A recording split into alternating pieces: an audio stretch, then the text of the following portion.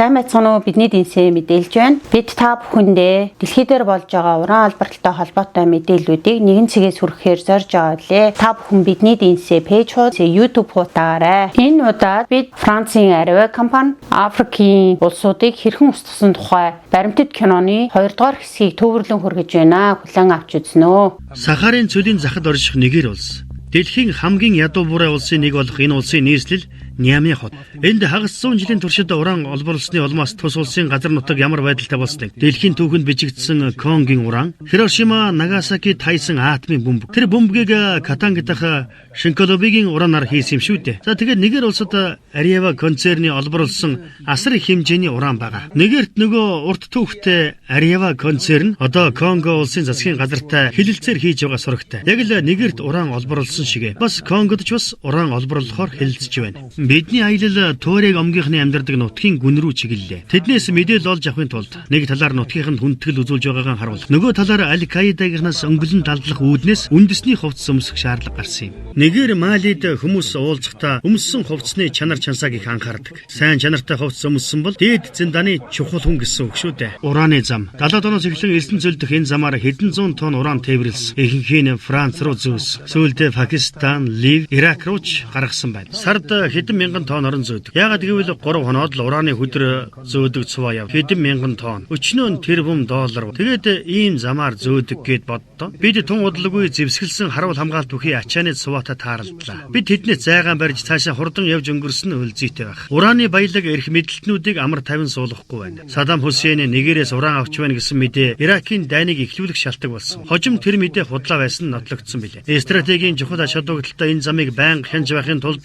Францчууд хөрш Мали улс руу цэргийн хүчээр цөмрөн орсон юм шүү. Өөрийн хамтран зүтгэгч Нигерт Arriva-гийн үйлдэж буй гэмт хэргийг илчилсэн нэг сурвалжлагчтай уулзахаар голдон болдсон юм. Бид цацрагт хордсныг илчилсэн. Байгаль орчныг сүйтгэж, газрын баялагаас хүртсэн ашгийг тэгш бус хуваарлж байгааг бид шүүмжилсэн. Тэгмэгц Arriva-гийнхан нэг сонины газрыг санхүүжүүлж эхэлсэн. Тэр сонин нь бидний бичснээс яг эсрэг утгатай зүйлийг маргаашна гэгтэл нийтэлж өгдөг. Ибрахим бидэнд Arriva-гийн энд бүхэл бүтэн систем байгуулчихсан талаар ярьж өгсөн юм. Arriva-г эсрэгүүцсэн иргэдэд улс төрд ямар нэгэн байр суурь эзлэх бүх боломж хаалттай гэж тэр хэллээ. Францад Африк твийн улс төрийн бодлогыг хүчлэн төрөмгийлэх гэсэн утгатай тусгай үг хэллэг хүртэл байдаг. Force Afrique. Энэ нь хэл хагуул өгөх, дарамт шахалтанд оруулах, хараат байдалд байлах олон янзын аргуудаас бүрдсэн бүхэл бүтэн систем бөгөөд Францын ашиг сонирхлын төлөө ажилладаг улс төрчдийг үлдээж, эсэргүүцсэн хүмүүсийг албан тушаалаас нь зайлуулахад чиглэдэг байна. Францын Arriva компани уран олборлож урааныг гаргаж авахын тулд тухайн улс орны сэтгүүл зүй, төрийн өндөр дээд албан тушаалтнуудыг хэрхэн өөрсдийн хүснээр хөдөлгөж, ураантай холбоотой ямар нэгэн мэдээлэл гарсан даруй түүлчид олноороо өөр мэдээллийг сэвж хэрхэн тэднийг төөрөлдүүлж байгаа болон ажил албан тушаал дээрээ өөрсдийнхөө зөв зүйтэй урааны эсэргүүцсэн хүн болгоныг хэрхэн яаж ажил төрлөөс нь хаал, урааны дэмцэн болгон хэрхэн ажил албан тушаал нь ахиж байгаа. Дээрийг харахад яг л Монголд маань болж байгаа үйл явдалтай ижил төсөөтэй олон зүйл ажиглаж байгааг та бүхэн харж тунгаана үсттэй. Түүхэн онцлогоос болоод Францчууд ямагт өөрсдийн колон нутгаан гэж үзсээр ирсэн. Тэр ч бүхэл одоо хүртэл тэмцэл өрнөсөөр буй нутгийн гүн рүү бид явж байлаа. Францчууд Сахалийн бүсэд колончлон алдсны дараагаар Сахарын нөөц баялагийг эзэмших зорилгоор хамтарсан байгуулах санал тавьсан байдаг. UCAS нь түүхийд ашигт малтмалд хүрэхэд нь Францчуудын аюулгүй байдлыг хангаж Сахарын цөлд цөмийн туршилтан үргэлжлүүлэхэд нь дэмжлэг үзүүлэх үүрэгтэй байсан. Энд дэлхийн хамгийн том урааны уурхай байгуулагдаж байна. Нигер улс урааныхаа үйлдвэрлэлээр дэлхийд 3 дугаарт жагсах зорилт тавьсан. Гэвч аюулгүй байдлын үүднээс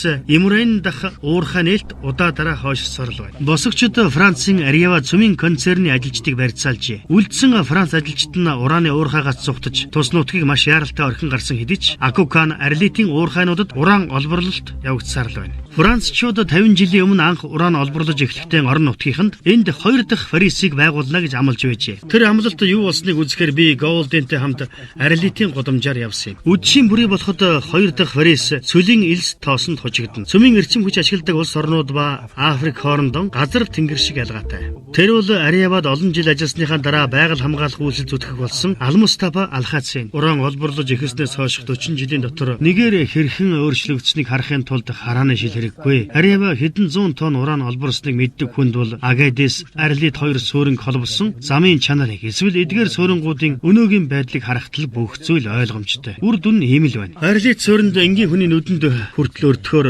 торох зүйл зөндөө. Уран олборлоход гардаг үйлдвэрийн хог хаягдл хог ороо гэж бий. Урааныг ялгаж авсны дараа ч тэр хаягдл нь 80% цацраг идэвхжүүлэлттэй байдаг. Суми болон Коминакийн уурхагаас гарсан 45 сая тонн хаягдл өнөөдөр ч 80% цацрагтайгаа энд арилетийн дэргэд элсэн цөлд ил задгаа хэвдчихл байна. Энэ бол хүний нүдэнд ил харагдах гамшиг. Энд бас өөр нэг аюул буй. Тэд газрын гүний чулуулагта давхаргын уснаас сорулж хэргэлдэг. Миний сонссноор 500 сая жил болж байж нөхөгдөг энэ гүний чулуулаг давхаргын усны 70%-ийг аль хэдийн ашиглчихсан гэж Ариавагийн өөрийнх нь судалгаагаар гарсан гэсэн. Африкийн угуул Турок омгийнхан яг манай Монголтай адилхан нүүдэлчин соёлтой. Ариава компани уран олборлолтоос болж газар нутаггүй өөрсдийнхөө нүүдэлж амьдрах соёлыг авч үлдэх боломжгүй болоод эцсийн мөчтөд хэрхэн тэмцэж байгаа тухай отгийг нухчин дарахын тулд ямар арга замыг хайж ямар зүйлийг хийж байгаа тухай та бүхэн энэ баримтад киноноос олж үзэх болно. Цөл нутаг цацраг туяанд өртөж, будаг усд нь хордож хэрэгснээс болоод мал амьтан нь өвхөж өргөдөн. Угийн тачир өвс ургамал нь хадаж гандаж, эртний бахархалт түүх бүхий таврыг омгийн уламжил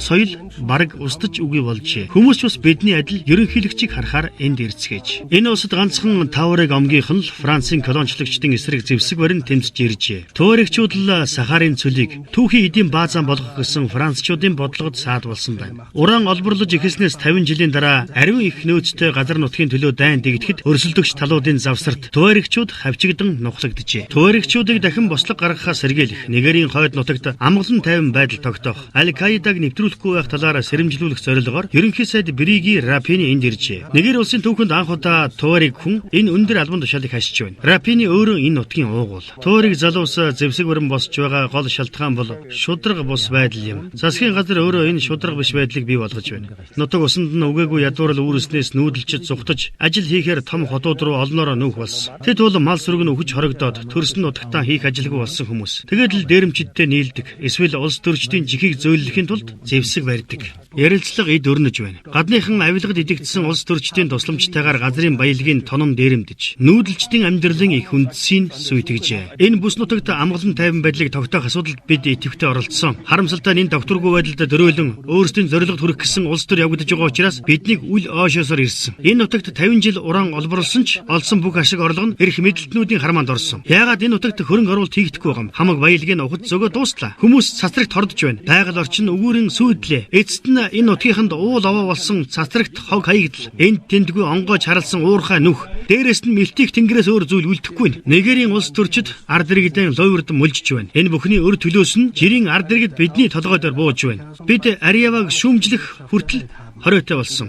Илтгэлийн дараагаар ерөнхий сайд иргэдийг тайвшруулж тэдэнд олон улсын валютын сангаас ирүүлсэн урьдчилсан мэдээг танилцууллаа. Хэдэн сая ард иргэд өлсгөлөнд нэрвэгдээд буй Африкийн хамгийн ядуу буруу орны нэг болох Нигер улсын эдийн засаг тун удахгүй нэн хурдан хөгжинө гэж валютын сангийн шинжээчд лүндэн буулгажээ. Бид олон улсын валютын сангаас гаргасан тооцоог дэлгэрэнгүй үзэж танилцахыг зорилоо. Нэн ялангуяа үүнд Нигерийн цөмийн салбар мөн Ариава ямар үүрэг гүйцэтгэх талаар бид лавлахыг хүссэн юм а. Нэмээд худалдаж авсан хувцсны сайнаас болсон ч ямар ч байсан Голден бид хоёрыг ерөнхий сайд биечлэн хүлээн авч уулзахаар боллоо. Элдв саад бэрхшээл дүүрэн урт аялын дараа Тэнгэр биднийг том харж үзлээ. Та уулзалтан дээр Нигер улс дэлхийн хэмжээний биш юм а гэхэд Африк твийн хамгийн баян улсын нэг болж чадна гэж хэлж байсан. Африкийн хамгийн баян улс болно гэж хэлээгүй л дээ. Нигер улс нь эдийн засаг нь асар хурдтай хөгжиж буй орнуудын нэг болно гэж олон улсын валютын сан болон бусад эдийн засагч шинжээчдийн батлан хэлснийг л бид дамжуулсан. Өнөөдөр олон улсын валютын сангаас та бүхэн харж байна. Африк улс нэн хурдан даруй хөгжнө гэж дүгнэлт гаргаад батлаад өгсөн байх шүү дээ. Гэтэл өнөөдөр өдөө Африк хөгжсөн юм уу? Хөгжиж байгаа Монгол улсын маань олон улсын валютын сангаас гаргалаа. Энэ улс дампуурлаа гэд мөнгөний ханш унгаадаг. Энэ эрх мэдэлтэй хүмүүс Монгол улсын эдийн засгаар тоглодог. Энэ олон улсын валютын сан гэдэг байгууллагт итгэхэ болёо. Бүх монгол хүн өөрсдөө дээл хувцас хийгээд өмсөх чадвартай үйлдвэрлээд малаа чухуугаа эрхлээ явахад бусад орноос хамааралгүйгээр явчих тийм чадвартай улсууд эдийн засагч унлаа гэвэл унаал, өслөө гэвэл өсөөд ийм юм байж болохгүй. Яг энэний арталт Ариава компани байгаа уран ухах хүсэлтэй эрх баригчдын хүслийн дагуу энэ олон улсын валютын сан гэдэг маань хөдөлдөг юм байна. Энэний амьд жишээ түүх нь энэ байна. Аль эртнээс бид бүр 60-аад оны үеэс л Нигерийн урааныг маш маш эрчимтэй олборлж эхэлснийг бид бүгд мэднэ. Ариева үйл ажиллагаагаа цаашдж үргэлжлүүлэх нь. Энэ ажлын үр өгөөжийн талаар та хэр зэрэг сэтгэл хангалуун байна вэ? Ариева бол уул уурхайн салбартаа бидний урдаан барьдаг түнш. Гэхдээ бид цаашид технологи илүү сайн эзэмшихийн хэрээр улам бие даасан байдалтай болно. Тэгвэл энэ олж авсан туршлагандаа тулгуурлан цаашид ураана дотооддоо цөмийн эрчим хүч үйлдвэрлэхэд ашиглах талаар санаж төлөвлөсөн зүйл байна уу? Эрчим хүч бол бидний ирээдүй. Тиймээс ч бид энд онцгойлон анхаарах ёстой. Яагаад болохгүй гэж бид атомын цахилгаан станц барих төлөвлөгөө боловсруулж байна. Ажлын хүчний хувьд гэвэл мэдээж энэ бол тулгамдсан асуудал. Гэхдээ олон улсад инженер техникийн ажилтан хангалттай. Бид дотооддоо ажиллах хүчээ сургаж чадвал бүр л сайн байх нь мэдээж. Хэрвээ бидэнд техник, технологи, мэдлэг боловсрол хангалттай байсан бол дотоодын ураана Африкийн атомын цахилгаан станцад ашиглахыг зөвшөөрөлгүй яах вэ? Энэ бол